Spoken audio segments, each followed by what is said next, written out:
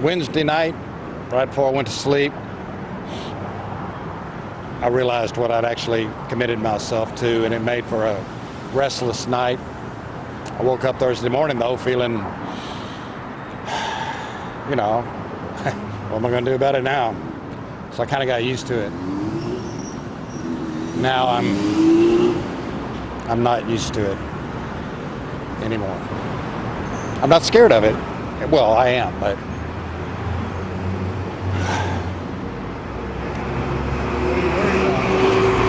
well, it's just, you know, like any other sane human being, you don't want to put yourself in very high situations in which if something went wrong, you'd make a mess. Yeah, I mean, it goes without saying what I'm worried about. Why go outside a perfectly good building? Yeah, yeah. Well, you know, you do it because other people are going to do it, and they've raised a lot of money for the privilege, and the money is for, you know, a cause that I think most people would agree is a good one, giving kids who have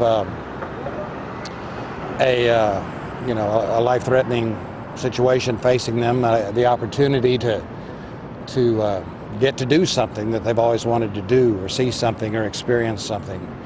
And you know, that's a great thing to do, and people are going out of their way and raising money and, you know, going through the same thing I'm going through and actually doing it. And so, you know, one of the great things about the job I have is I get to call attention to things like that. And so here I am calling attention to it, and that's why. Also, you know, you challenge yourself, you do things that freak you out, and you get away with it, and that's pretty cool. So, but the butterflies subside. No, I wouldn't say that. You know, it's you get to be 63 years old, and you figure a few things out anyway, and that is, in this case, that there's you know, probably around 30, 45 seconds where you're just going bananas when you climb up on the edge of the building and lean back. But you also know that right after that, you're hanging on the side of the building and you're secure and everything feels fine. And at that point, it's fun. You get to play, you know, from, what is it, 5 to 15 minutes, depending on how fast you go. And you're on terra firma again. And what was the question? When we were driving over here in the car, you said that there were 3 stages to a stunt like this. Not necessarily a stunt, but to an event like this. Yeah. Talk to me about those 3 stages. Well, the first stage is really the second stage, and that's the one where you're actually, I mean, that is, I did it before down at Memorial Stadium. Oddly enough, it was, I think, my first week at what was then KTVV, and now it's KXAN, in August of '77. And that's when I got hired, late August. And right after that, UT started up, and they were on campus that day. They had all kinds of activities that new students could do, you know, just to try out campus organizations and so on. One of them was the ROTC, and they were rappelling off the side of Memorial Stadium. And I just happened by and saw it. I said, ooh, let's do this, you know, and that turned into my story for that day. So that's the first stage. I've got that experience behind me, you know, that lean back thing. The other stage is the one I already mentioned, after you lean back and you're on the side of the building, and it's at that point it becomes fun. You know, really it does. I can tell you that. There's no more fear or freak out at that point.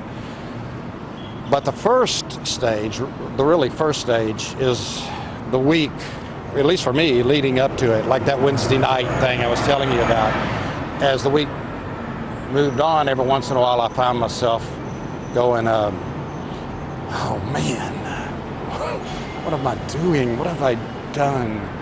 And that just keeps coming back throughout the week. And then, you know, I don't know, we're about 3 hours away from it being history, and as weird and freaky as it is, it's also lots of fun. This is what it means, or at least it can mean, to be alive in the world and feel things. And I'm feeling them today. This is not only a highly technical event that you're completing, but it's a technical shoot. Talk to me about the elements that we're using in this shoot.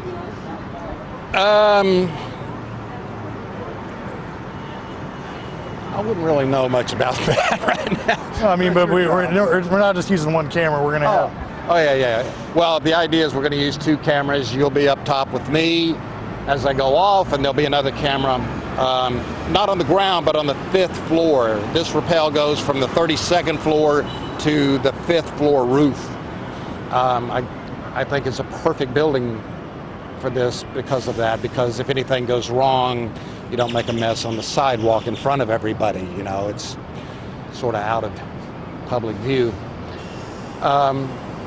But there will be a camera and a photographer on the 5th floor, and he'll be shooting up, and so we'll get both angles theoretically, and then we'll mix them together, you know, to edit the story.